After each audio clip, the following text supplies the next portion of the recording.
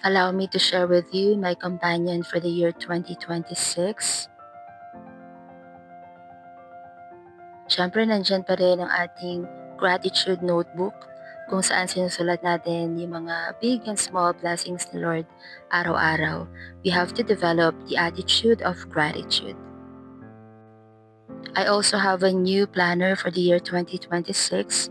It comes with very aesthetic stickers na pwede kong magamit sa pag-journal.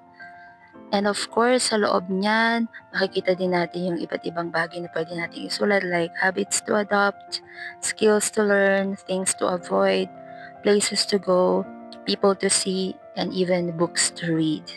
And isa sa nakakakilig na natanggap ko for this year is this one, the Bible in a Year.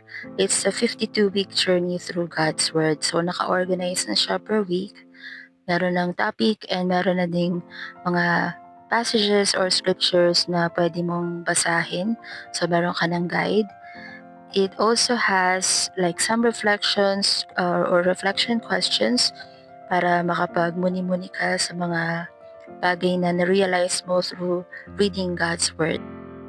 And I also have this prayer journal for women. So devotional siya. So makikita natin dyan, pwede nating isulat kung ano yung mga tinuturo ni Lord sa atin for a certain season, mga answered prayers or prayer requests.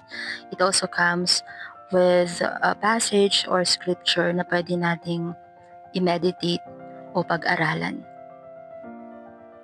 Siyempre, hindi mawawala as my companion for the year 2026 ang aking Bible. Medyo luma na siya kasi this Bible has been journeying with me since 2016.